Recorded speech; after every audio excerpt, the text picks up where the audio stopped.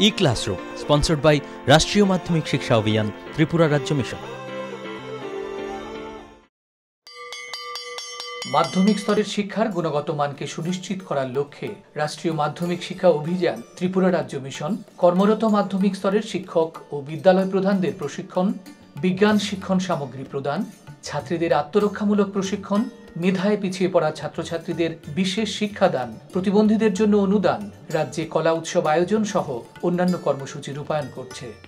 জানেন কি বিদ্যালয় ছুট সারা দেশের একটি জ্বলন্ত সমস্যা। এই সমস্যা সমাধানে রাষ্ট্রীয় মাধ্যমিক শিক্ষা অভিযানের উদ্যোগে আগামী ১ জানুয়ারি থেকে সপ্তাহব্যাপী বিদ্যালয় ফিরে চলো কর্মসূচি গ্রহণ করা হয়েছে।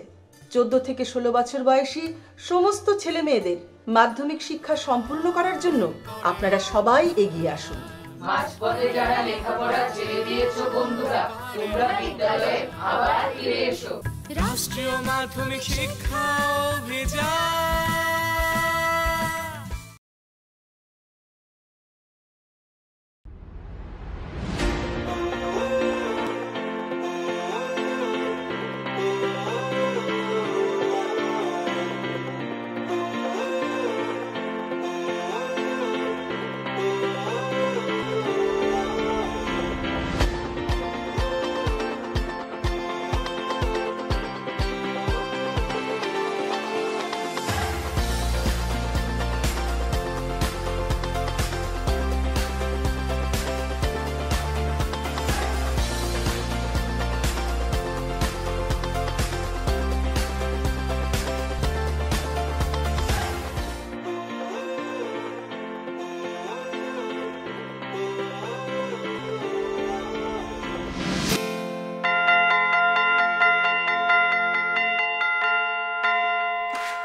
Hello students. Hello, sir. How are you all? Fine, sir. Okay, sit down please. Thank you, sir. Today, in today's topic, we are going to discuss about an article. Let me write down the name of the article on the board.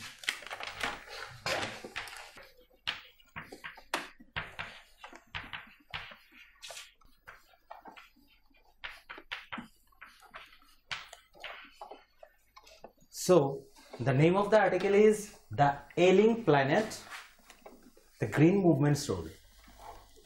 And the author is, you can write down the name of the author, an article by Nani Palkhiwala, N-A-N-I-P-A-L-K-V-A-L.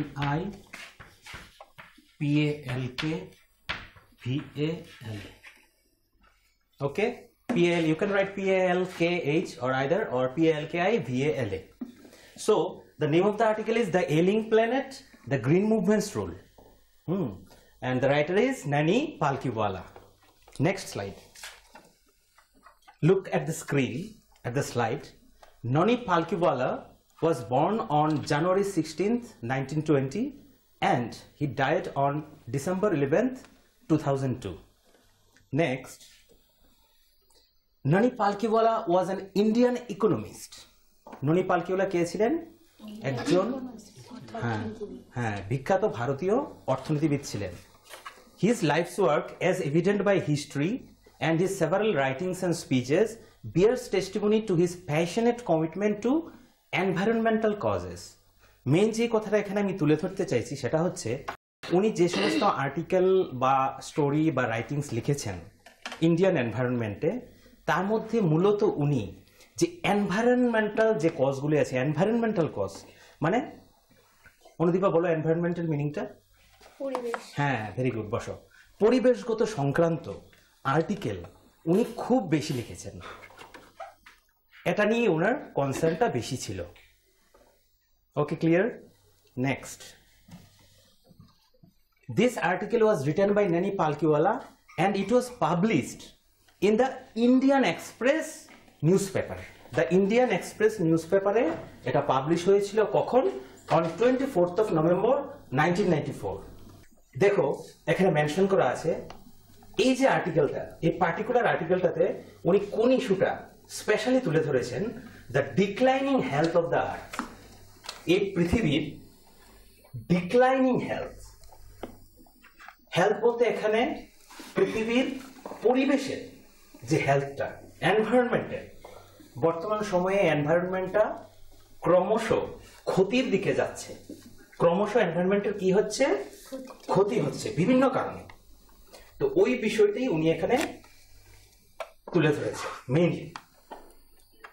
এখন এই আর্টিকেলের শুরুতেই ননিজি যে বিষয়টা তুলে ধরেছেন সেটা হচ্ছে যে এই পৃথিবীতে 1972-তে প্রথম গ্রিন রেভলিউশন হয়েছিল।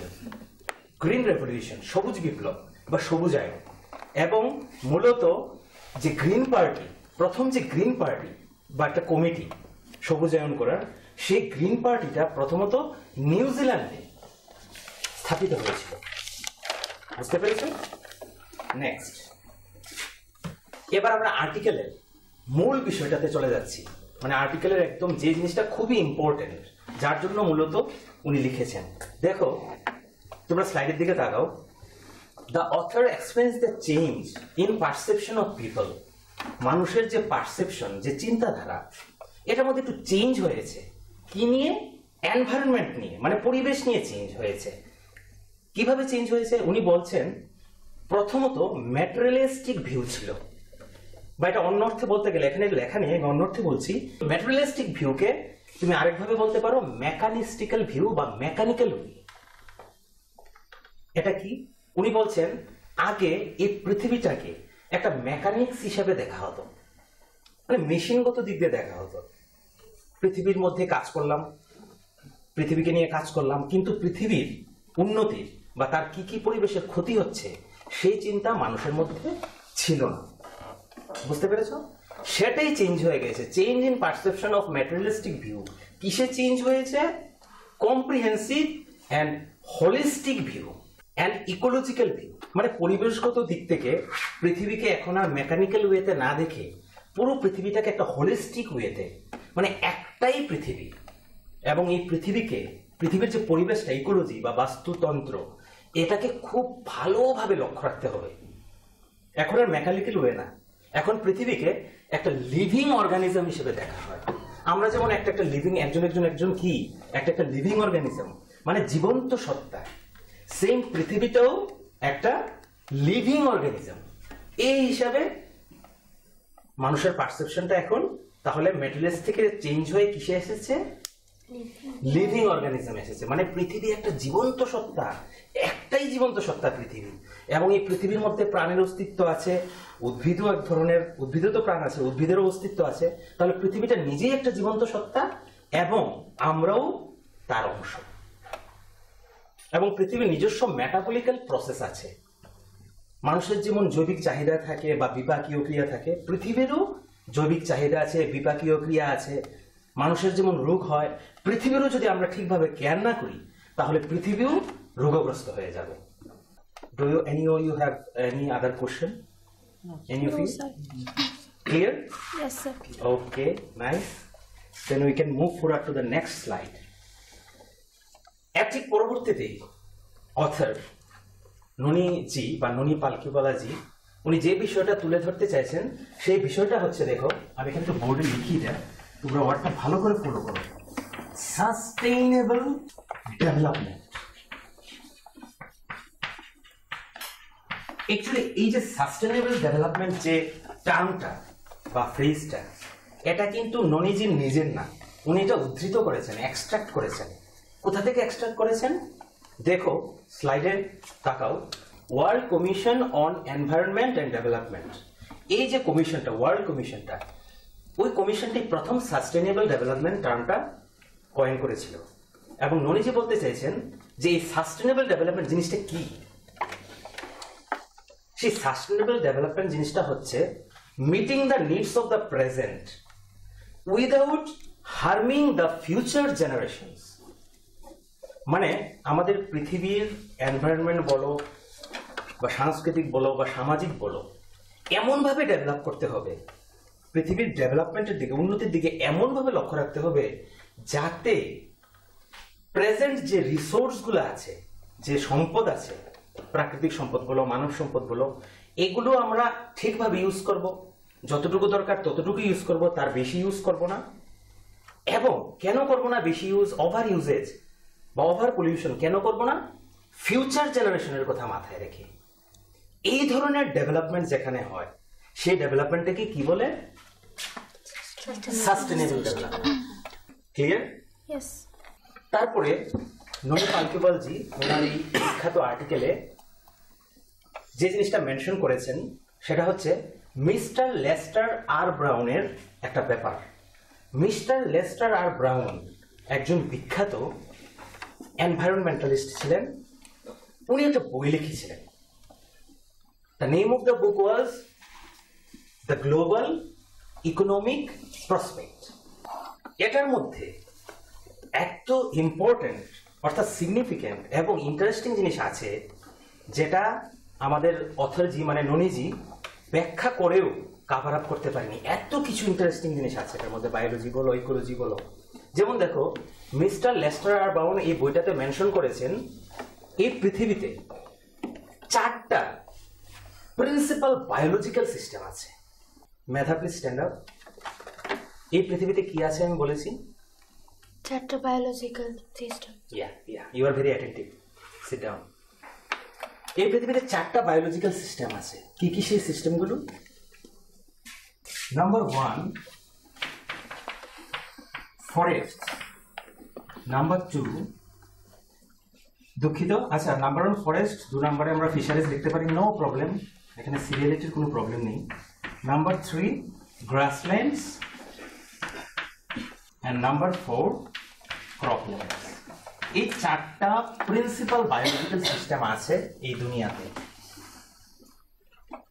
আশা করি তোমরা এই টার্মগুলির সাথে ভালোভাবে পরিচিত আছো, কারণ এগুলি নর্মাল ইংলিশ টার্ম, স্পেশাল কোনো বায়োলজিক্যাল টার্ম নয়।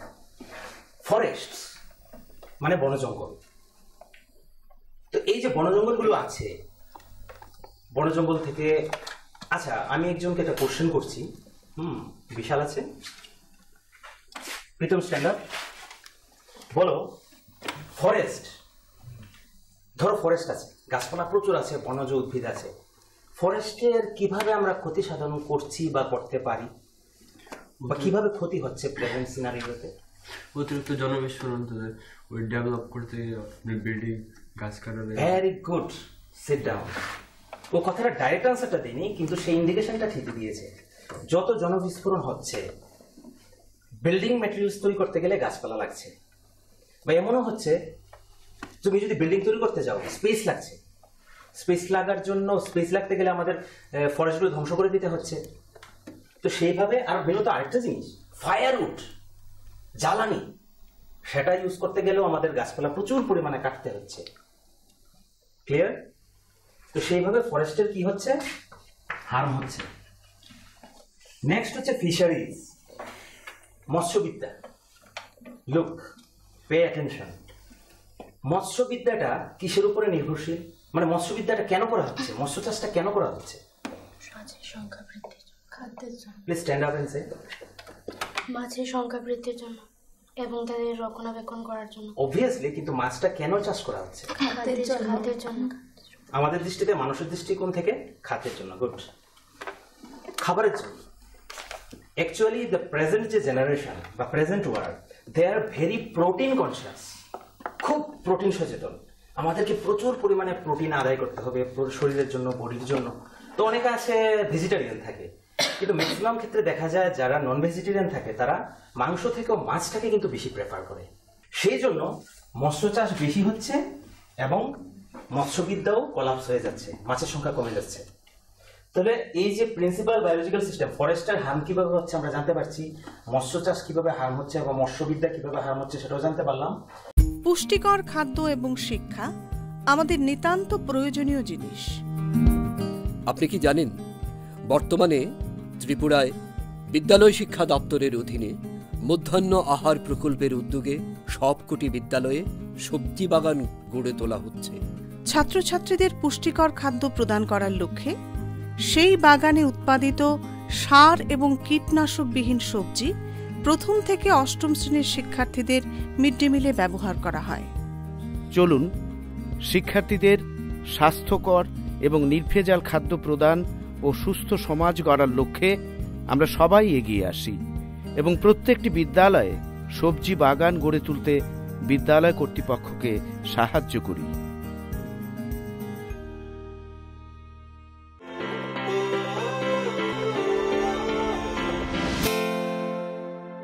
এবার দেখো গ্রাসল্যান্ডস অ্যান্ড ক্রপল্যান্ডস। গ্রাসল্যান্ডস ঘাসভূমি, ঘাসভূমি তো খুব ভালো, সবুজ থাকে, চোখের দৃষ্টির জন্যও ভালো, বা গৃহপালিত পশু বা ক্যাটেলসদের জন্য, গবাদি পশুদের জন্য খাবারের জন্য ঘাসভূমির অবদান আছে। কিন্তু ওভার গ্রেজিং মানে ঘাসভূমিটা থেকে বেশি ঘাস খাওয়ানো হচ্ছে মানে খাওয়ানো হচ্ছে, কাদেরকে খাওয়ানো হচ্ছে? গরু, ছাগল, ক্যাটেলসদের। যেটা ওভার গ্রেজিং এর কারণে এই গ্রাসল্যান্ড গুলো টার্ন হয়ে কিসে পরিণত হচ্ছে? barren lands। আবার ক্রপল্যান্ড শস্যক্ষেত সেম ভাবে কিসে পরিণত হচ্ছে? ওয়েস্টল্যান্ডস। এইভাবে পৃথিবীর 4টা মূল biological system, forest, fisheries, grasslands and croplands, ক্রমশ কিসের সম্মুখীন? ধ্বংসের সম্মুখীন।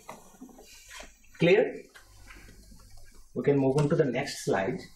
এখন দেখো এই প্রসঙ্গক্রমে আমাদের অথর ননি পালকিওয়ালজি বলছেন, actually really the author is concerned about reduction of forest land. Forest land is decreasing. Increasing means increment, decreasing means just decreasing, কমছে সংখ্যা।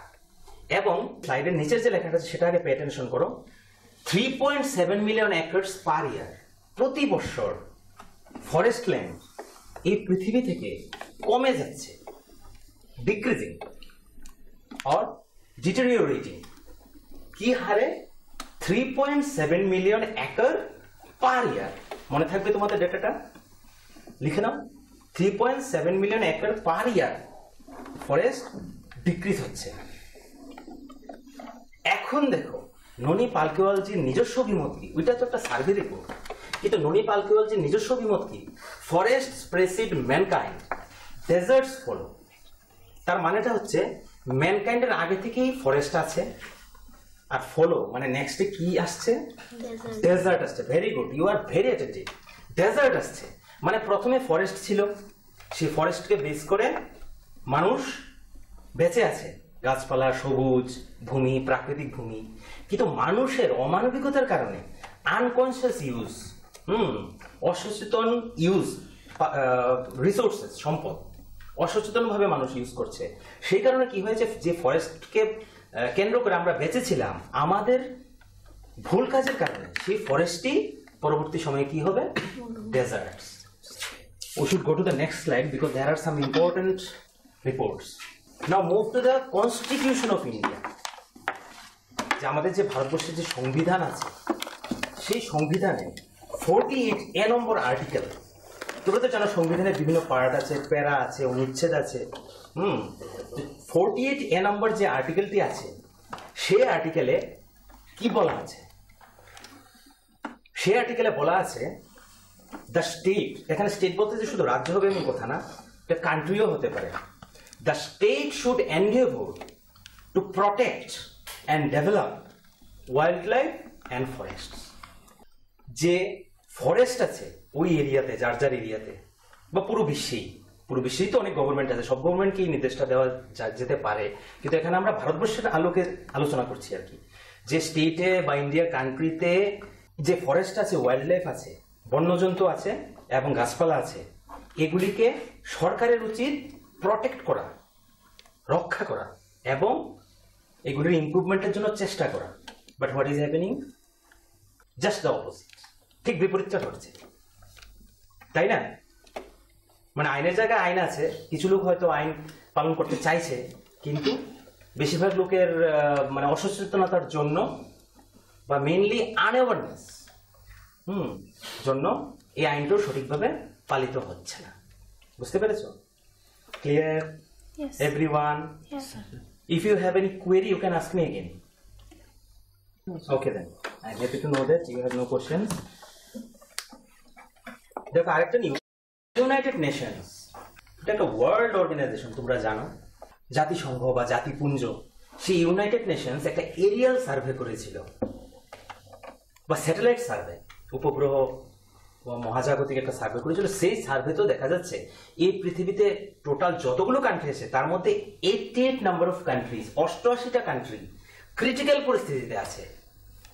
মানুষ ক্রিটিক্যাল পরিস্থিতিতে আছে না, এনভায়রনমেন্ট, এবং সেই ইম্প্যাক্টটাই তাদের উপরে এসে পড়বে মানুষের উপর এসে পড়বে। পড়বে কি, অলরেডি পড়ছে, হয়তো 30% এসে পড়েছে, কিন্তু ভবিষ্যৎ জেনারেশনের জন্য এটা খুব বিপজ্জনক পরিস্থিতি।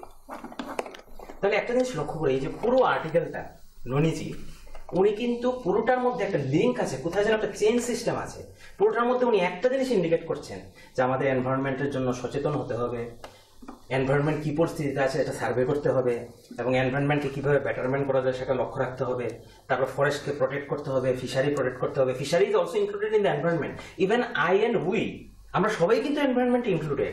যেটা প্রথমে বলবো যে পৃথিবীতে প্রথমে একটা মেকানিক্যাল ওয়েতে দেখা হতো, এখন পৃথিবীটা একটা জীবন্ত সত্তা, living organism.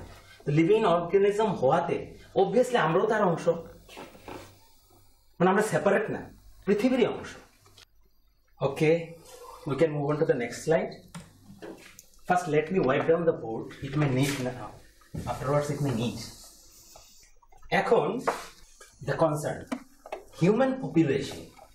Human population has been rising at very higher rate. বর্তমান বিশ্বে বলো, বর্তমান আমাদের ভারতবর্ষ দেশে বলো, আফ্রিকাতে মহাদেশে বলো, আমেরিকা মহাদেশে বলো, human population is increasing by leaps and bounds. Continue uncontrollably. Human population has been increasing till now, but মানে কন্টিনিউ বাড়ছে। এখন আমরা জানি যদি ডেভেলপমেন্ট হতে হয় তাহলে হিউম্যান পপুলেশনটা কি থাকতে হবে, একটু মমিতা প্লিজ স্ট্যান্ড আপ। যদি ডেভেলপমেন্ট হতে হয় তাহলে হিউম্যান পপুলেশনটাকে কি করতে হবে? কম করতে হবে। হ্যাঁ, ভেরি গুড, ঠিক আনসারই বলেছে। আমি ওটা চেঞ্জ করে দিচ্ছি, ও বলেছে কম করতে হবে। ইয়েস, অবভিয়াসলি আমি বলতে চাইছি কন্ট্রোলেবলি থাকতে হবে, কন্ট্রোল করতে হবে human পপুলেশনটাকে। such a high rate of population with such a high rate of population, এত যদি জনসংখ্যা বৃদ্ধি হতে থাকে তাহলে কি development possible? I and we do not think so. It's not possible. Do any of you have any question regarding this? You can stand up. Then what is the solution of this matter? Yeah, sit down. You have asked the right question. Sit down, please. A proper family planning. তোমার যে প্রশ্নটা করেছো এটা একটা coincidence, দেখো পরবর্তী slide এটার আনসারটা আছে। Proper family planning, volunteering family planning. তো ফ্যামিলি প্ল্যানিং করতে গেলে মেইন যে এটা করতে গেলে আপনার একটা সমস্যা আছে, এটা সব সমস্যাটা হচ্ছে এটা কেন সাকসেস হচ্ছে না সব দিকে? আনএডুকেটেড পিপলদের জন্য।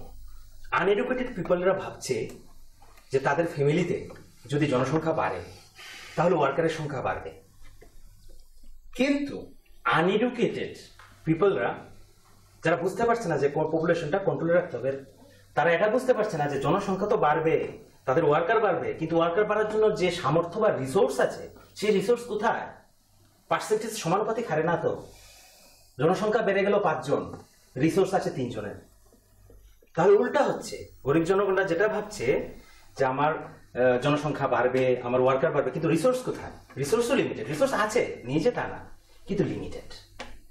তাহলে আমাদের সচেতনতার মাধ্যমে ভলান্টিয়ারিং ফ্যামিলি প্ল্যানিং করাতে হবে। বুঝতে পেরেছ?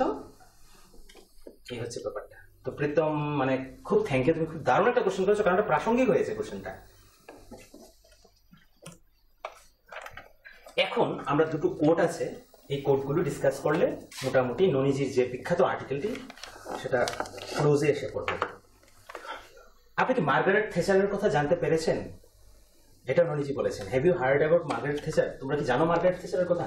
মার্গারেট থেচার ইউনাইটেড কিংডম বা ইংল্যান্ডের একজন বিখ্যাত প্রাইম মিনিস্টার ছিলেন। উনি প্রাইম মিনিস্টারশিপের সময় একটা কথা বলেছিলেন, no generation has a freehold on this earth. তোমরা কোটেশনটা ভালো করে দেখো, all we have a life tenancy with a full repairing lease. মানে মার্গারেট থেচার জি বলতে চাইছেন কোন জেনারেশনই ফ্রি হোল্ড নেই। মানে বর্তমান জেনারেশনরা ভাবছে আমরা এই পৃথিবীর প্রভু, আমরা সব কিছু রিসোর্স পলিউটেড করবো এবং বেশি পরিমাণ ইউজ করবো। No, that is wrong idea. আমরা এখানে ভাড়াটিয়া হিসেবে এসেছি, লাইফ টেনেন্সি, কিছু অল্প সময়কালের জন্য এসেছি, এবং এই অল্প সময়কালে আমরা এটাকে ঠিকঠাক রিপেয়ারিং লিজে রাখবো। কাদের কথা মাথায় রেখে? ভেরি গুড, ফিউচার জেনারেশনের কথা মাথায় রেখে। এটাই মার্গারেট থেচারজি মূলত তুলে ধরতে চেয়েছেন। অ্যান্ড নানি পালকিওয়ালজি draws his conclusion, উনি সমাপ্তিতে এসে পড়েছেন এই কোটেশনটা দিয়ে। ওনার এই বিখ্যাত আর্টিকেলটা গ্রিন মুভমেন্ট বাই এলিন প্লেনের, এই আর্টিকেলটা উনি শেষ করেছেন। কার কোট দিয়ে?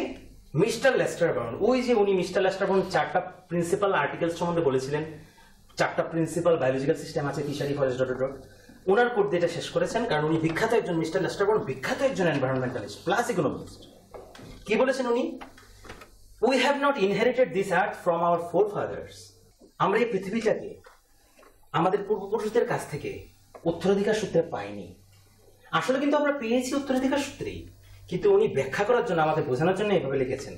আমাদের কি মাথায় রাখতে হবে? We have not inherited this earth from our forefathers. আমরা পূর্বপুরুষদের কাছ থেকে উত্তরাধিকার সূত্রে পেয়েছি, যথেচ্ছ ইউজ করব, এই ধারণাটা রাখলে হবে না। কি ধারণা রাখতে হবে? We have borrowed it from our children। দেখো, from our children, আমরা এটা ধার করেছি।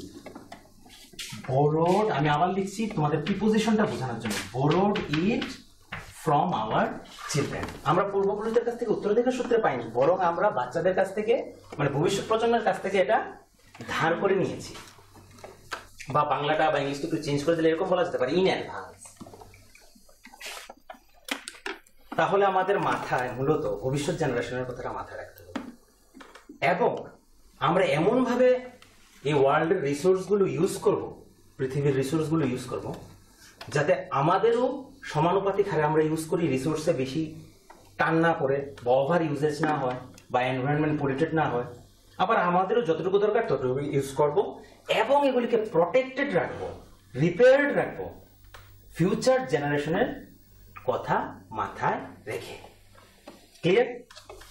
এখন দেখো, এই যে আমরা কোনো একটা স্লাইডে প্রথম দিকে এরকমই একটা কোটেশন পেয়েছিলাম, এবং এটার সাথে এটার একটা দারুণ লিঙ্ক আছে। সবগুলো দেখো, একটা স্লাইডের সাথে একটা স্লাইডের খুব সুন্দর রিলেশন আছে। ওকে, তাহলে আজকে আমরা যে টপিকটা পড়লাম, the impact the green movements rule, এটা তোমাদের পুরো ক্লিয়ার হয়ে গেছে? আচ্ছা, ফাইন। তাহলে আমরা নেক্সট টাইমে একটা খুব ভালো টপিক করাবো। ততদিনের জন্য তোমাদেরকে খুব শুভেচ্ছা এবং আন্তরিক ধন্যবাদ।